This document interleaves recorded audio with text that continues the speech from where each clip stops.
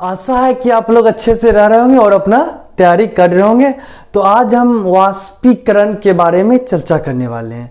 ये वाष्पीकरण है, वाष्पीकरण की प्रक्रिया या वाष्पीकरण को प्रभावित करने वाले कारक या गर्मियों में हम सूती कपड़ा क्यों पहनते हैं, घड़ा में रखा जल ठंडा क्यों होता है, हथेली पे जब पेट्रोल रखते हैं तो ठंडा क्यों महसूस होता है। तो इस सब बात पे हम बारी बारी से चर्चा करेंगे और सब बात पे आएंगे। और ये जो टॉपिक है ना, ये क्लास 9th का चैप्टर है, ये तो क्लास 9th वाले के लिए इम्पोर्टेंट ही है। और जो जनरल कंपटीशन का तैयारी कर रहे हैं, रेलवे, एसएससी, बीपीएससी, उन सब के लिए भी वाष्पीकरण से पीटी के एग्जाम में जरूर एक क्वेश्चन पूछता और ये आसानी से बनेगा। तो ठीक इस पे आज हम वाष्पीकरण पे चर्चा करते हैं।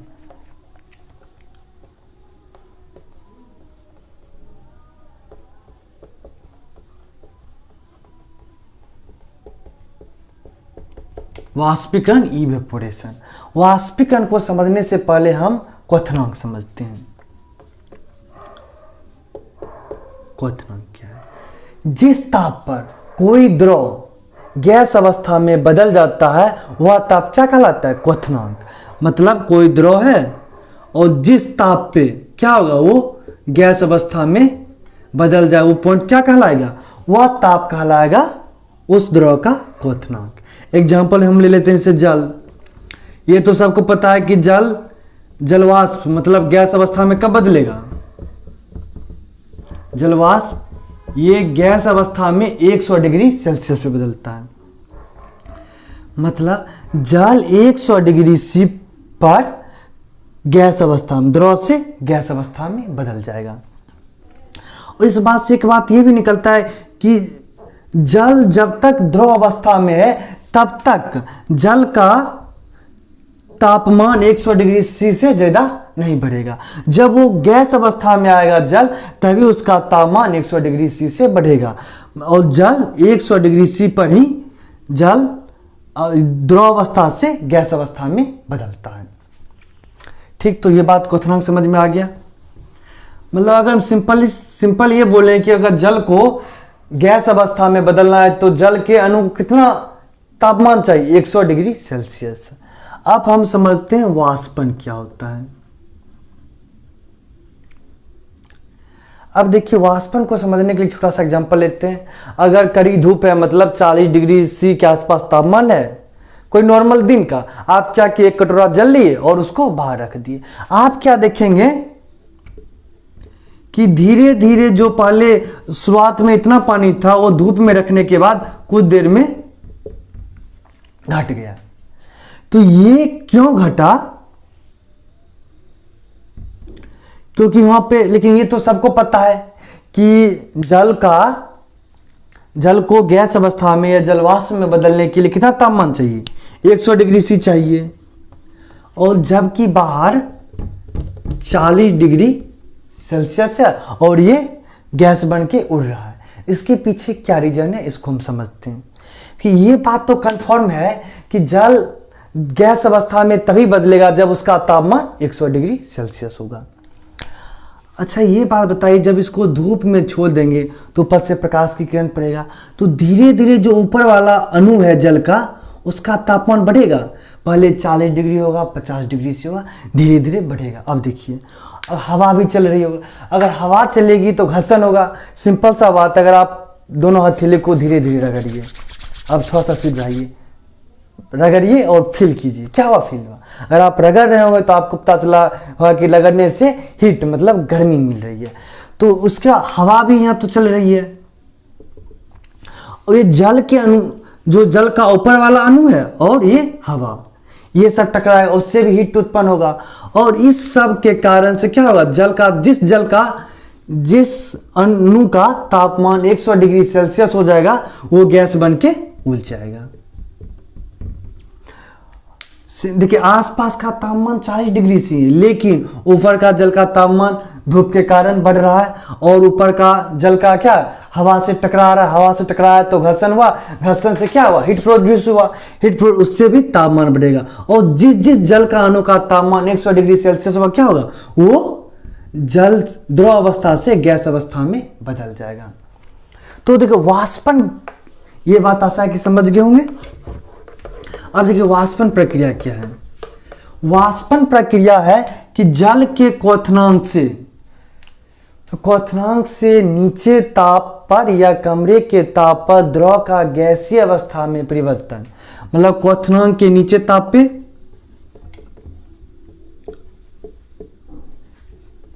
क्वथनांक के नीचे ताप पर क्या होगा, जल ही लीजिए, जल जो द्रव अवस्था में है वो गैस अवस्था में बदलता है, तो उस प्रक्रिया क्या कहते हैं, वाष्पन कहते हैं।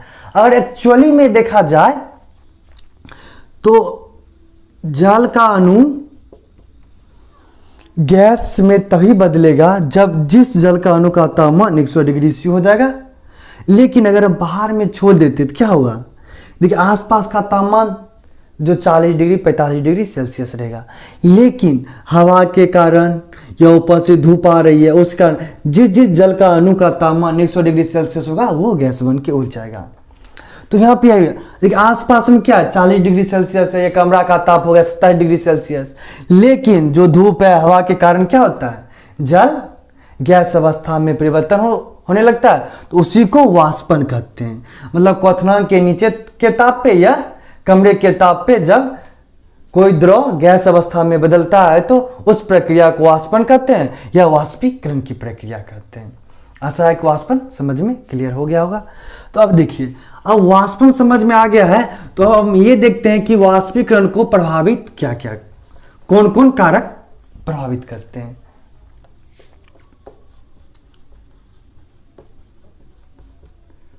वाष्पीकरण को प्रभावित करने वाले कारक,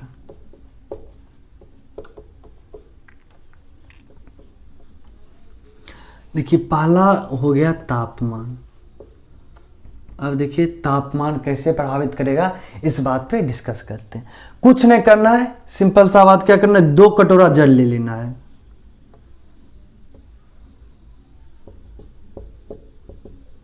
और दोनों कटोरा मान लीजिए मतलब कि सेम है और पानी भी सेम लिए। अब देखिए क्या करना है, एक को धूप में छोड़ दिए, एक को रूम में रख लिए। अब क्या होगा, जो रूम में रखा हुआ है और एक जो धूप में रखा हुआ है, धूप में रखा हुआ है तो हीट आ रहा है, हीट आ रहा है क्या, ऊपर का जल का अणु जल्दी से गर्म होगा और जिसका 100 डिग्री सेल्सियस होगा वो द्रव से गैस अवस्था में बदल जाएगा। जो रूम में रखा हुआ उसको हीट कम मिलेगा, वो द्रव से गैस अवस्था में बदलेगा, लेकिन धीरे धीरे बदलेगा और ये स्पीड से बदलेगा। ये धूप में रखा हुआ है, ये छाया में रखा हुआ है। या इस बात को और भी समझ सकते हैं क्या, कि एक छाया में रख दिए, एक को स्टोव पे रख दिए, स्टोव को ऑन कर दिए, तो क्या इसको हीट मिलेगा, हीट मिलेगा तो जल का अणु का तापमान जल्दी जल्दी 100 डिग्री सेल्सियस के पास पहुंचेगा, इसका पहुंच गया वो क्या होगा, गैस अवस्था में बदल जाएगा।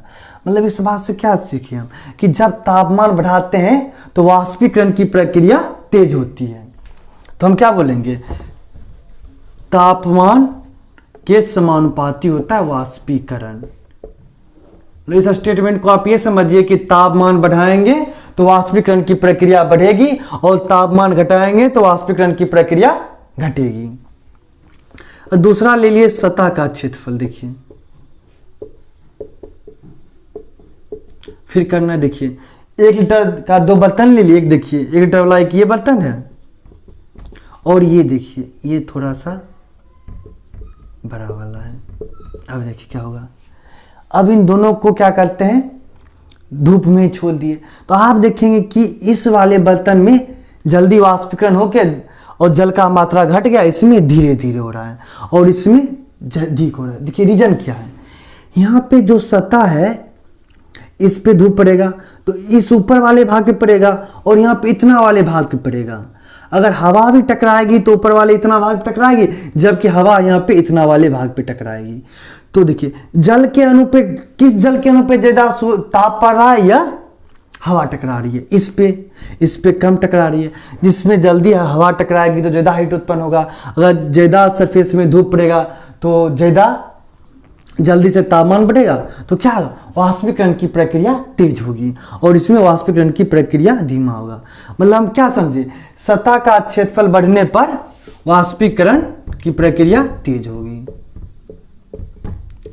सतह का क्षेत्रफल बढ़ेगा तो वाष्पीकरण की प्रक्रिया तेज होगी, और सतह का क्षेत्रफल कम होगा तो वाष्पीकरण की प्रक्रिया कम होगी। मतलब इसमें देखिए सतह का क्षेत्रफल ज्यादा है तो इसके ज्यादा भाग में हवा टकराएगी। तो देखिए यहाँ का जल का अणु, यहाँ का जल का अणु, यहाँ का जल का अणु, सबको ज्यादा तापमान मिलेगा तो ये जल्दी द्रव से गैस अवस्था में बदलेगा। जबकि यहाँ पे देखिए ऊपर में बहुत कम जल का अणु है और गहराई ज्यादा है तो इतना ही भाग पे नहीं मिलेगा, तो यहाँ पे धीरे धीरे क्या होगा, द्रव से गैस अवस्था में बदलेगा। दूसरा नंबर में देख रहे हैं हवा की गति।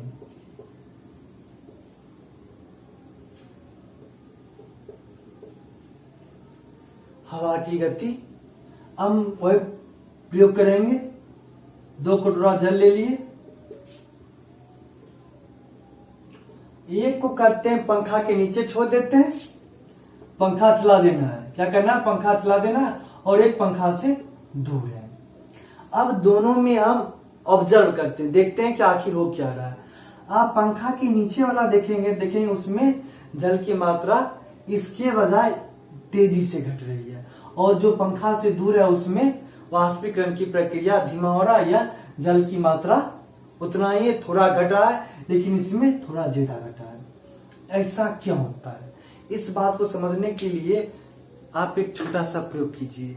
ये दोनों हथेली आपका, और इसको आप रब कीजिए स्पीड से। क्या हुआ, स्पीड, खूब स्पीड से रब करना शुरू कीजिए। रब किए, हाथ गर्म हुआ, आपका दोनों हाथ गर्म हो गया होगा। क्या हुआ, हीट प्रोड्यूस हुआ। मतलब अगर आप ज्यादा स्पीड से पंखा चल रहा है या तो हवा क्या होगा, इस जल के ऊपर वाले जल के अणु से स्पीड से टकराएगा, और स्पीड से टकराएगा, स्पीड से घर्षण होगा तो ज्यादा उष्मा उत्पन्न होगी। ज्यादा उष्मा उत्पन्न हो जाए या ज्यादा गर्मी हो, उससे क्या होगा, उससे तापमान बढ़ेगा, और तापमान बढ़ेगा मतलब जिसका 100 डिग्री पहुंचेगा जल का अणु का, वो द्रव अवस्था से गैस अवस्था में बदल जाएगा, जल्दी से बदलेगा। जो लेकिन जो पंखा से दूर है उसमें क्या होगा, उसमें आप क्या होगा, देखिए इसमें हवा आराम आराम से आएगा, ये हवा कम स्पीड से बह रहा है तो इसमें कम स्पीड से टकराएगा, तो इसमें कम उष्मा उत्पन्न होगी और वाष्पीकरण की प्रक्रिया धीमी होगी। मतलब हवा का गति क्या होगा, हवा की गति के समानुपाती होगा वाष्पीकरण की प्रक्रिया। अब देखिए चौथा नंबर में हम देखते हैं आर्द्रता। पहले तो ये समझते हैं कि आर्द्रता क्या है। आर्द्रता इंग्लिश में होता है ह्यूमिडिटी। वायु में उपस्थित जलवाष्प की मात्रा को आर्द्रता कहते हैं। अगर अच्छा ये बताइए क्या होगा, मतलब सिंपल सा है कि वायु में उपस्थित जलवाष्प की मात्रा को आर्द्रता कहेंगे। तो ये चेक करना है कि प्रभावित कर रही है कि नहीं कर रही है। तो ये तो हमको पता चल गया कि वायु में उपस्थित जलवाष्प की मात्रा को आर्द्रता कहते हैं। तो यहाँ पे मान चलिए ये जल का वायु है और उसमें जल का कण है, और ये भी जल का कण है, यहाँ भी जलवाष्प का मात्रा है।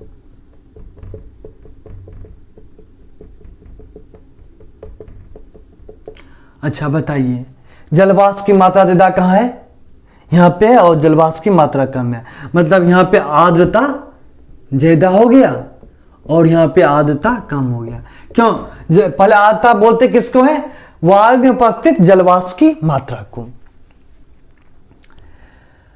अब हम वही फिर कटोरा वाला एग्जाम्पल लेते हैं।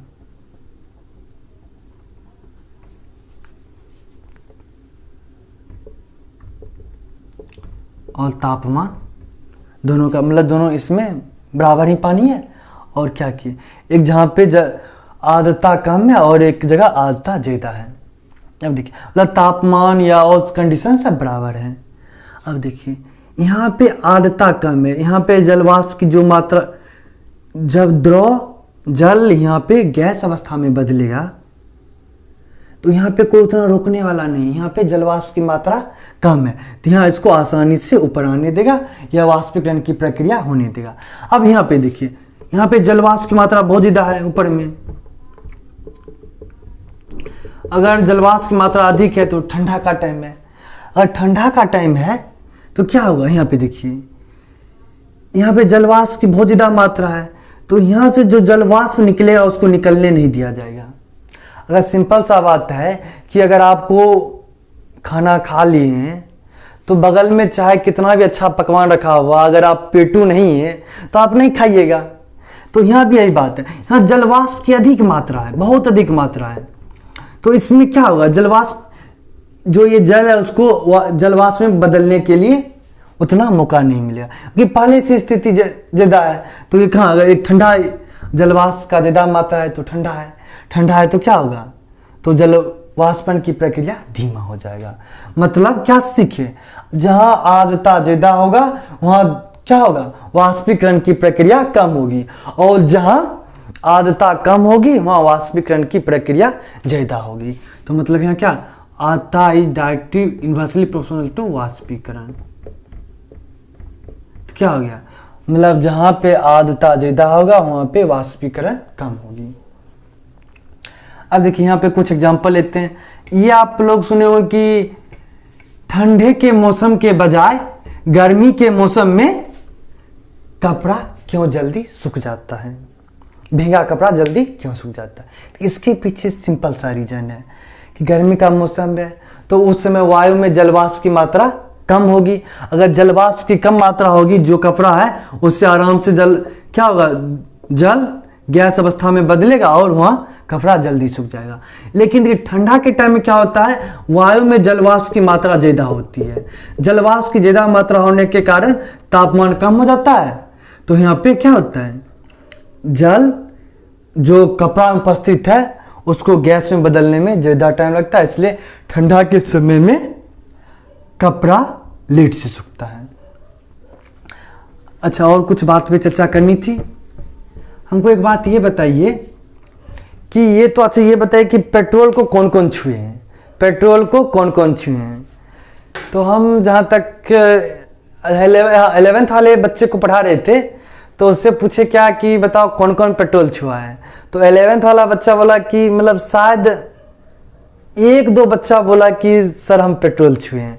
और जनरल कंपटीशन वाले बच्चा को पढ़ा रहे थे तो उस समय सारा जो लड़का लड़की जो थी सब हाथ उठाई कि सर हाँ पेट्रोल छुए, और पेट्रोल को हाथ पे रखते हैं तो पेट्रोल जल्दी से उड़ जाता है और ठंडा फील होता है। जो लोग नहीं छुए हैं आराम से कहीं बाइक वाइक होगा या मौका मिले तो थोड़ा छू के देखिएगा। हाँ, और ये नहीं कि बगल में आग जल रहा आप पेट्रोल पे अभिक्रिया करवा रहे हैं, पेट्रोल लेके प्रयोग कर रहे हैं, तो ये आपके लिए खतरनाक हो सकता है। तो मतलब सिंपल सा क्या है, थोड़ा सा पेट्रोल पे या मोबाइल साफ करते समय भी आपको पेट्रोल मिल जाएगा, आप उसको हथेली पे लीजिए और उड़ जाएगा और आपको ठंडा फील होगा। आपके पास कुछ सेकंड के लिए टाइम और सोचिए क्यों ठंडा फील होता है, आखिर क्या रीजन है। सोच रहे हैं, सोचिए। इसलिए हम बताते हैं। देखिए ये पता है कि शरीर का भी कुछ तापमान होता है। अगर नॉर्मल आप चेक कीजिएगा तो 97 डिग्री 98 डिग्री फ़ारेनहाइट, मतलब 36 डिग्री 37 डिग्री सेल्सियस के आसपास में आपका तापमान है। और पेट्रोल का तापमान कितना होता है, उस शरीर के तापमान से कम होता है। मतलब उसको पेट्रोल को द्रव अवस्था से गैस अवस्था में बदलने के लिए आसपास में समझिए 20 डिग्री सेल्सियस के पास तापमान चाहिए, 15-20 डिग्री मान लेते हैं। लेकिन शरीर का तापमान कितना है, 35-36 डिग्री सेल्सियस है। तो अब इसको आप हथेली पे रखिए कि आपका क्या है, शरीर तापमान है। वो पेट्रोल क्या करेगा, वो आपके शरीर का तापमान या हथेली का तापमान की सहायता से क्या होगा, द्रव अवस्था से गैस अवस्था में बदल जाएगा। उस आपका हथेली का जितना तापमान है उसको उसके लिए पर्याप्त है कि वो द्रव से गैस अवस्था में बदल जाए। तो क्या किया, वो आपका हथेली का तापमान ले लिया और द्रव अवस्था से गैस अवस्था में बदल गया। तो क्या आपका हथेली का तापमान कम हुआ, तापमान कम हुआ जिस कारण आपको ठंडक फील हुई। मतलब इस बात को आप इस तरीके से समझ सकते हैं कि अगर आपके माथे पर हम 2 kg का 10 kg का बोझा रख दिए, 5 मिनट रखे उसके उतार लिए, आपको हल्का फील हुआ, बस सही है। जो हथेली का तापमान था वो क्या किया, वो पेट्रोल उसका यूज करके द्रव अवस्था से गैस अवस्था में बदल गया और जिससे आपका हथेली का तापमान कम हो गया और आपको ठंडा फील हुआ। इसी तरह हम घड़ा का एग्जाम्पल लेते हैं। देखिए घड़ा क्या होता है,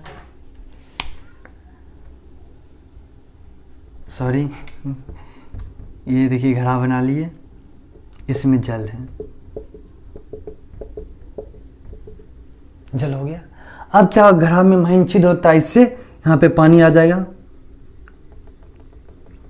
और ये पानी जी क्या करेंगे, आसपास का जो तापमान है उसकी सहायता से द्रव अवस्था से गैस अवस्था में बदल जाएंगे, आसपास का तापमान यूज करके। ये अपने जो इस आसपास जितना तापमान उसको उपयोग करके क्या करेंगे, ये द्रव से गैस अवस्था में बदल जाएगा। तो क्या इस प्रक्रिया में तापमान अगर यहाँ का उपयोग किया गया तो क्या होगा, आसपास का तापमान कम होगा। अगर आसपास का तापमान कम हुआ तो जल का तापमान भी घटेगा और इस कारण से जल का घड़ा में रखा जल ठंडा होता है। क्या, क्योंकि ये जो पानी रिस का आता है वो क्या करता है, आसपास का तापमान की सतह से द्रव अवस्था से गैस अवस्था में बदल जाता है, जिससे आसपास का तापमान घट जाता है, जिसके कारण हमको ठंडा फील होता है। ये बात है। अब देखिए सूती कपड़ा में भी यही होता है।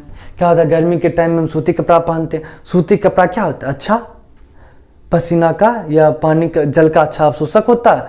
वो अवशोषण कर लिया सूती कपड़ा, उसके बाद पूरा कपड़ा भीग गया, उसके वाष्पन की प्रक्रिया होगी, वाष्पन की प्रक्रिया होगी तो शरीर का तापमान का कुछ यूज करेगा और आसपास के तापमान का उपयोग करेगा, जल गैस अवस्था में बदल जाएगा, जिससे हमको ठंडा फील होता है।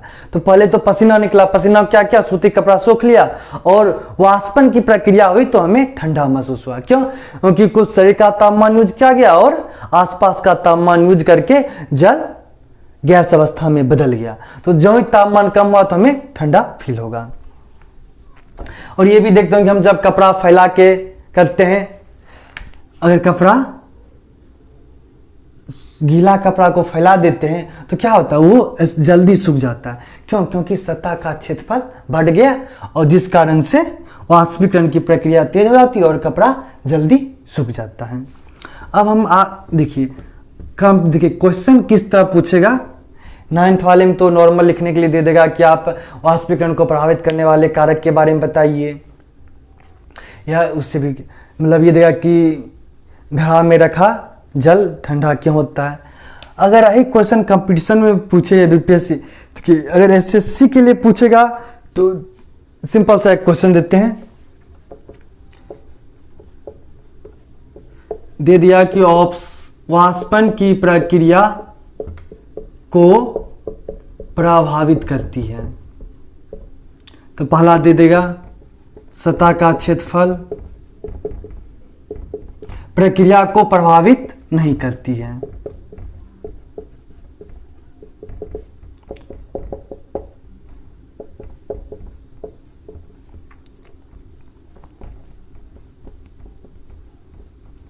सतह का क्षेत्रफल दे दिया, तापमान दे दिया, या हवा की गति दे दिया, द्रव का द्रव्यनांक, द्रव का द्रव्यनांक। तो सिंपल सा ये बात है कि वाष्पन की प्रक्रिया को प्रभावित नहीं करती है। तो क्वेश्चन दे दिया सतह का, ऑप्शन दे दिया सतह का क्षेत्रफल, तापमान, हवा की गति। तो हम इन तीनों के बारे में पढ़ चुके हैं और ये द्रव का द्रव्यनांक से कोई मतलब है ही नहीं। द्रव का मतलब ठोस का दे देगा, ठोस का द्रव्यनांक। तो इस बात से हमको कोई मतलब नहीं है, तो ये ऑप्शन, ये तीनों सही है। लेकिन पूछ रहा है कि कौन प्रभावित नहीं करता है, मतलब ठोस का द्रव्यनांक प्रभावित नहीं करती है, मतलब ये आंसर हो जाएगा कि वाष्पन की प्रक्रिया को प्रभावित नहीं करती है। अगर यही क्वेश्चन अगर बीपीएससी में पूछना होगा, देखिए क्या करेगा, तो ये ऑप्शन रहने देगा और यहां पे भी एक कोई गलत ऑप्शन दे देगा। से दे दिया ठोस का घनत्व, या ठोस का घनत्व दे देते हैं, मतलब गलत ऑप्शन दे दिया। अब देखो वाष्पीकरण की प्रक्रिया द्रव का पढ़ रहे हैं। अब देखिए क्या करेगा, अब एक पांचवा ऑप्शन भी दे देता है, इनमें से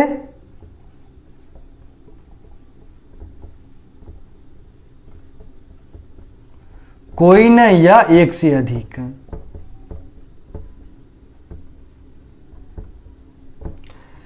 सतह का क्षेत्रफल वाष्पीकरण की प्रक्रिया को बढ़ाता है, मतलब प्रभावित करता है। तापमान भी, अगर तापमान ज्यादा होगा तो वाष्पीकरण प्रक्रिया बढ़ेगी और तापमान कम होगा तो वाष्पीकरण प्रक्रिया घटेगी। लेकिन ठोस का घनत्व और ठोस का द्रव्यनांक से कोई मतलब नहीं है। मतलब इसका आंसर क्या होगा, इनमें से कोई नहीं या एक से अधिक प्रक्रिया दिया हुआ ऑप्शन जो वाष्पन की प्रक्रिया या वाष्पीकरण की प्रक्रिया को प्रभावित नहीं करेगा। तो इस तरह का क्वेश्चन आएगा, इससे हो सकता है इससे मिलता जुलता और नजदीक में ऑप्शन दे दे, लेकिन आप चार बात को समझ लीजिए तो आप कटोरा वाला एग्जाम्पल लेके चेक कर सकते हैं और उससे क्वेश्चन आसानी से सॉल्व हो जाएगा। तो आज के लिए इतना ही। थैंक यू, मस्त रहिए और पढ़ाई कीजिए।